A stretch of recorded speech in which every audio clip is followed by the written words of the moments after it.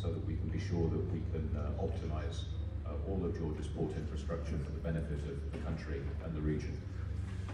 So moving on, I'd like to introduce to the stage Mr. Jaber Terminashvili, who's the director of Translogistic LLC here in Georgia. So Jaber is the director of Translogistic, which is a maritime and freight forwarding company here in Georgia. They provide a wide variety of commodity trading, ship supply, bunkering, logistics, port and terminal services, as well as stevedoring, transshipment, maritime services, chartering, and ship agency services. Thank you very much, Jaber. Thank you. Thank you all. First of all, I would like to say that after this corona craziness, lockdowns, and all these restrictions, I'm happy that we are back to normal life. It's great that we have this networking event, so many interesting people, and we exchange ideas and concentrate on development, which has utmost importance. This particular presentation, which I'm going to show to you, was prepared in 2017. I presented this presentation in 2017, highlighting importance of digitalization, because today railways, especially in our region, former Soviet Union countries, operate based on OSJD cooperation, and its carriage of goods is based on SMGS, this International Carriage of Goods Consignment Notes, which was formed in 1951. So today, why we are talking about importance of digitalization, why we are talking about importance of using modern data technologies, because we are modern people, and requirements today in 2022 differs from the requirements of 1951, when railways start operating and exchanging goods. So, because today, all of us, for ordering food, we are using, let's say, Glovo and Wolt. For ordering taxi or transport services, we are using Uber and Bolt. And for ordering hotels and apartments, we are using modern technologies like booking.coms and Airbnb and so on. But for transportation of goods, today we don't have such system, we don't have such applications where we can go and request that we want transport goods from point A to point B, and such information is provided to us automatically because this data already exists somewhere. So to make it accessible, it's important that platform is created, similar which we use for other services. Similar platform, it's very important that similar digital platform, accessible, transparent, automatic, very fast, created for transport industry, where people can ask and they get immediate response without a human factor, without personal interests, without things that has profound impact on our daily lives. So this presentation is more technical side, and I don't want to repeat slides which all of you know, because most of you know about Belt and Road Initiative, and I will skip this, what it relates, that connecting from China to Europe, and we know that China was very active passing its cargo through Russia, and Deutsche Bahn established joint venture with RŽD, Russian Railways, called Trans-Eurasia Logistics, which will be operating this route. We know that in the past, when Russian route was operational and active, we have been discussing importance for the rail link between China and Turkey, and some of operators like DHL and companies have been using this, but was not too active as it was used for transportation of goods to Germany, Duisburg, which was used for further distribution throughout Europe.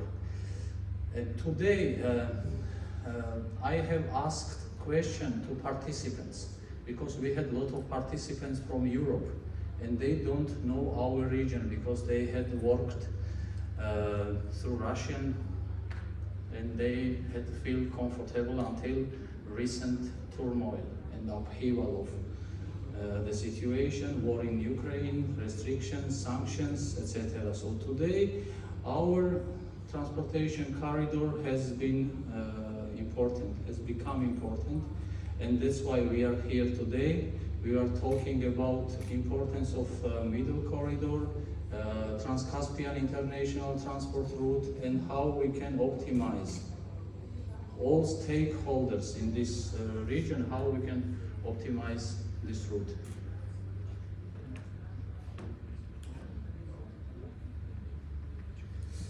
So I would like to emphasize what problem do we have today. I have talked that we don't have digital solution, and we know that what's the weakness here.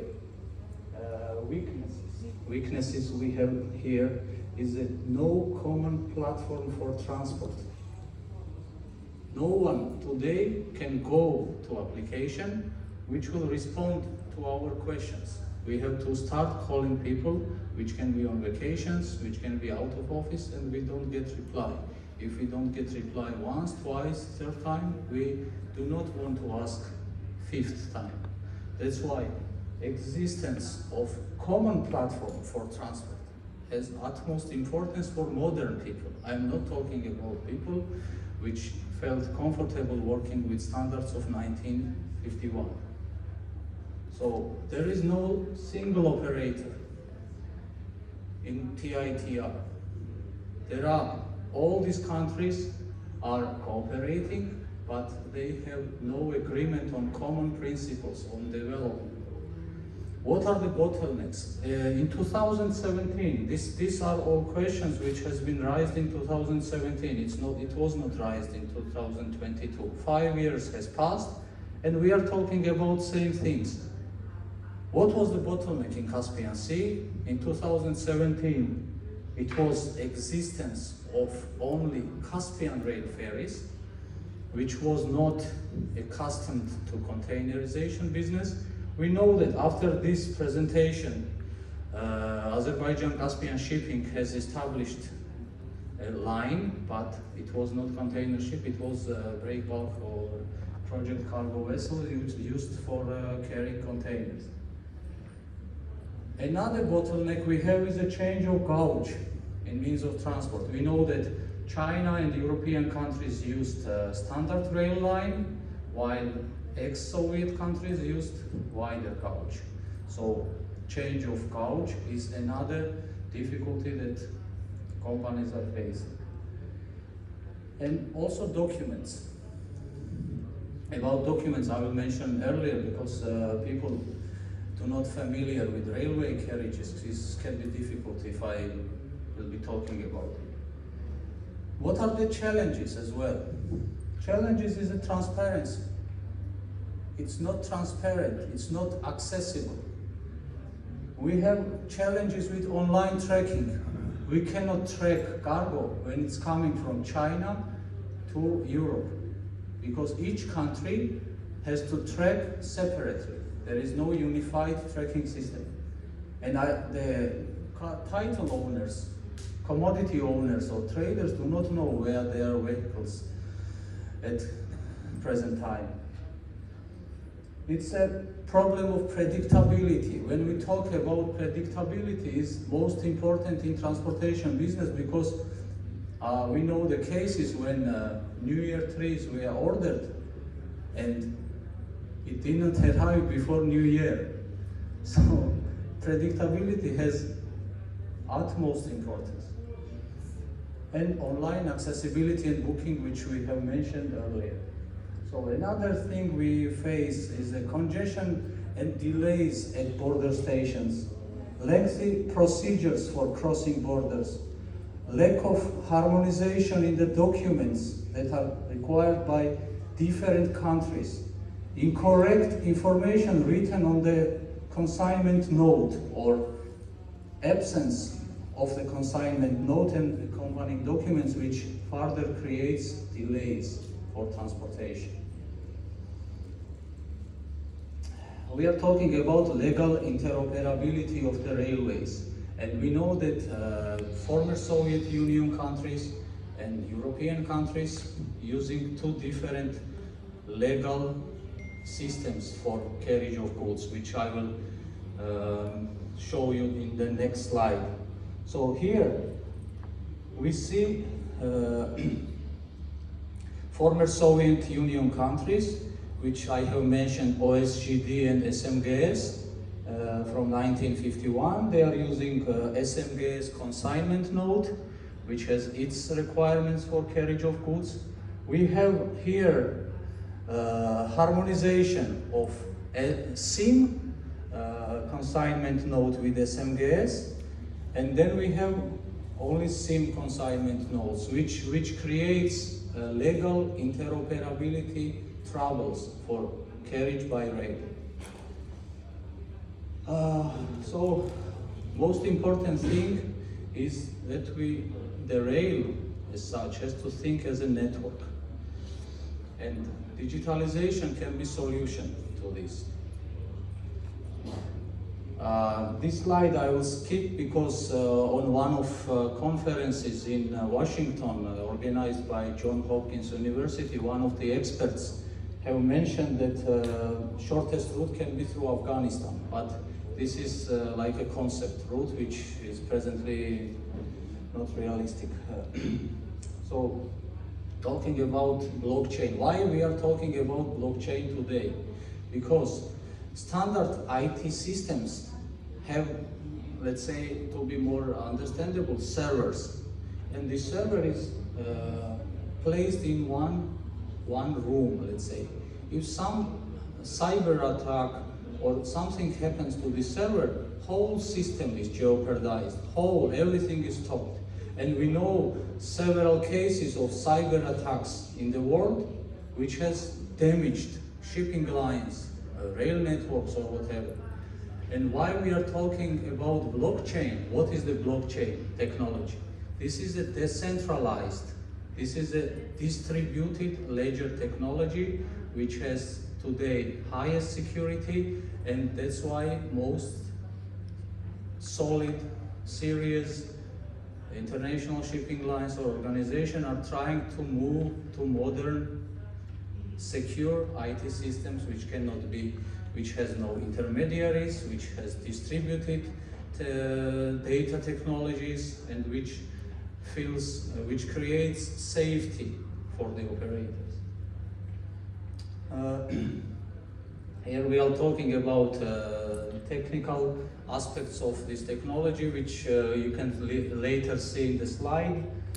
And we know the Maersk case, when cyber attack happened in 2017 and caused IT breakdowns. Most of you involved in container business have probably faced this trouble when containers went on demurrage, and a lot of headaches due to this cyber attack. And then Maersk has decided, in cooperation with IBM, to shift current data technology to the new levels of more safer the technological approach. So in the conclusion, I would like to say a few words about our history. Why we are here today, why we are in this situation, what has led our countries, corridor countries, to have difficulties to cooperate, to agree on common principles. So I would say in one word, this is last 100 years we face this. It's a problem which caused by Sovietization, and these countries, the corridor countries which we are talking about, the Kazakhstan, Georgia, Azerbaijan, this is former Soviet republics. And when Sovietization happened of these countries, decision-making process has been taken out for let's say 70 years. 70 years these countries have functioned without decision making. They did not concentrate that they have to function internationally. Without international functionality, our countries cannot develop. And we see result today what we have with the negative statistics in cargo turnovers, with all the things that has developed. And today we have historical chance created by our regional geopolitics and environment, that we have to not lose more time. 5 years after this presentation, we have lost 5 years, and 5 years we could use for development of technologies, development of cooperation, friendship, agreeing on principles, how we act as a one body, these countries, without cooperation, because our countries in the corridor, their mentality after collapse of Soviet Union, like 70 years of governance, then another, let's say 30 years, our countries was not accustomed for this. And this has, I think, led for them to be divided, and all of them have been trying to develop its own solutions, its own hubs. But if we are talking about corridor, it has to be cooperation. Without cooperation, how can a landlocked country develop a hub? Or how can another country, which cargo has to arrive from a landlocked country, can do the solution for them? So they have to sit down, all of them, agree what are the strategy, where do we want to be in the next 5 years. In next 5 years, we will talk with same trouble which we had today, or we will shift to something new. We will be talking about something modern, or we will come back to these questions that we have no technology, no applications, no nothing. So the decision has to be made today. So either we make decision today and develop, and cooperate, or we. Because last year, so when looking into statistics, I saw that we have been transforming into cul-de-sac. Really, because other word I cannot select for what we have been tending to.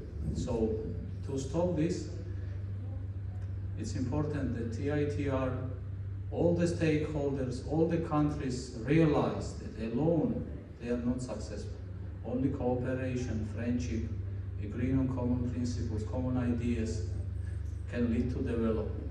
And if also to emphasize on historical development of our corridors before shifting to the shipping business, which is today it's 90% of global trade. This global trade is transported by sea. Almost 90%. And our ancient history, when we are talking about Silk Road, that time shipping was not developed. At that time, cargoes has been transported by, by animals, and it was called caravans. And we have historical cases in Georgia in 12th century with King David Ahmashenebeli, and also we have some remains in Azerbaijan today. They call it Karvansaray. Karvansaray, this word, means that our countries have been creating special hotels. When they see that transportation, a trader or some investor coming to its land, they were creating free hotels. Please come here, you may stay free, you can eat, but bring cargo to us, bring investment to us. It was done in 12th century, but what are we doing in 21st century? Are we doing same? I think no. And also we are trying to remain, I don't know in which situation, but now I think it's time to stop sleeping and wake up and use this opportunity. Thank you very much for listening.